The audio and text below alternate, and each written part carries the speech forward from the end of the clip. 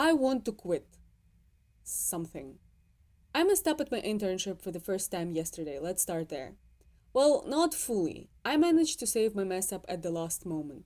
And I'm not delusional enough to think that I could go through an internship without ever messing up because I'm just so brilliant. But I am a perfectionist, a very anxious one. So, of course, I spend the evening spiraling.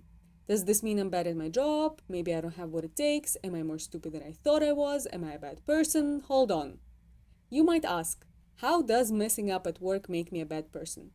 Well, it probably doesn't, but by 1 a.m., before I forced myself to go to sleep, my mind concluded, I want to quit. The next morning, I tried to figure out what exactly I wanted to quit. My degree, living in the UK, making myself nauseous every morning because I drink coffee before breakfast, no clue. So instead of a usual overthinking routine, I decided to make something unplanned. I went on a day trip to Oxford. Why not? It's a beautiful city that I've only briefly visited before. Plus, stressing over not missing my buses and not getting lost in a new city felt healthier than stressing about my future. I packed my bag, put some effort into looking well even though I didn't feel particularly well, and hopped on a bus first to Heathrow and then to Oxford. The entire drive took just a little under 3 hours, so by noon I was already there.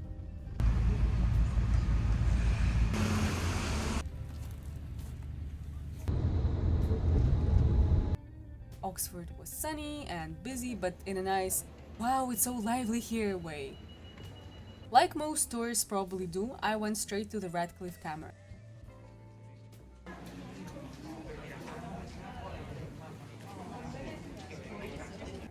It's a circular library built in the 1737 and it's actually part of the Bodleian library system. Students still use it as a reading room today. I couldn't go inside because the trip was spontaneous, but honestly, just standing there and walking around felt enough.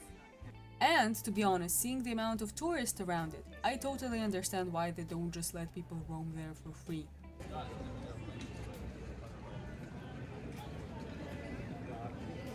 Next was the Divinity School building of the Bodleian Library System, which itself is one of the oldest libraries in Europe and has over 13 million printed items.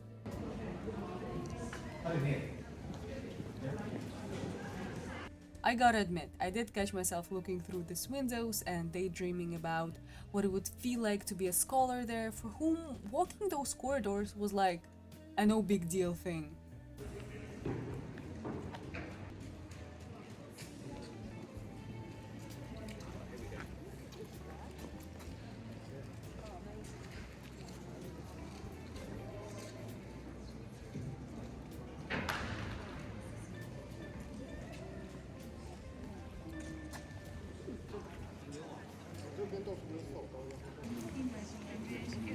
Next, I headed towards the Broad Street and saw the Sheldonian Theatre, which is where Oxford actually holds graduation ceremonies.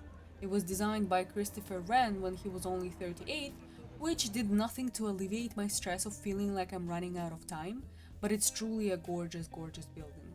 The 13 carved heads that ring the perimeter of the Sheldonian Theatre are in fact the third generation to have sat there, with the first one being lost to time, I believe, and only a few from the second one being found and stored elsewhere. Walking through the city made it painfully clear how a place like this could inspire so much literature, and even the creation of a whole new genre. My next stop was risky, because a person with severe allergies at the Oxford Botanical Garden sounds like a bad joke, but it was so worth it. It's the oldest botanic garden in Britain, founded in 1621 and somehow still very peaceful despite being almost in the middle of the city. It currently houses over 5,000 different plant species, and on the bus here, I even read that it actually contains more biological diversity than some tropical forests.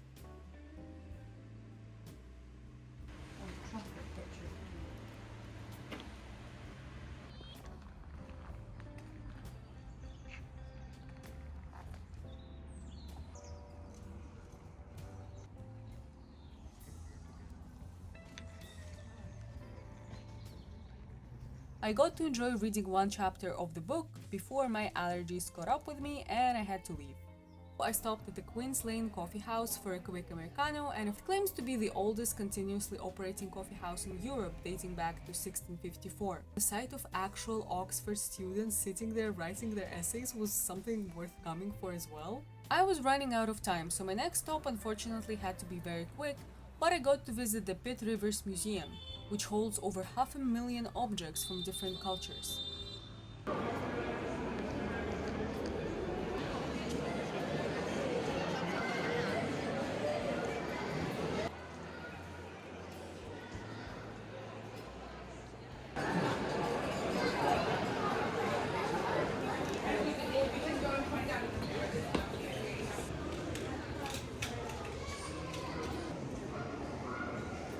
With my recently re-emerged interest in ancient history and birth of civilizations, I definitely made a note to myself to come here for a day trip dedicated to this museum alone.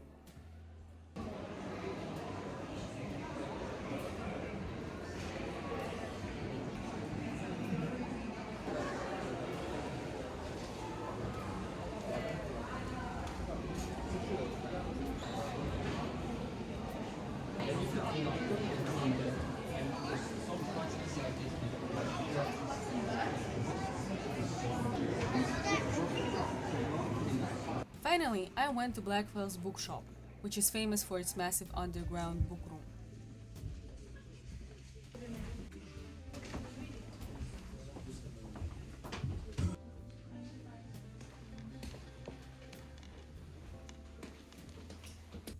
And it was massive.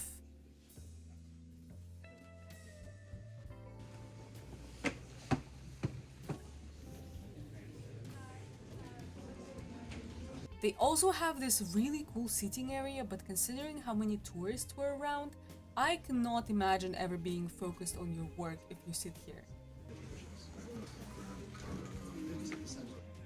On my way to the bus stop back home, I walked through the covered market, but because we are in the UK and it was almost 5, most of the places were getting closed.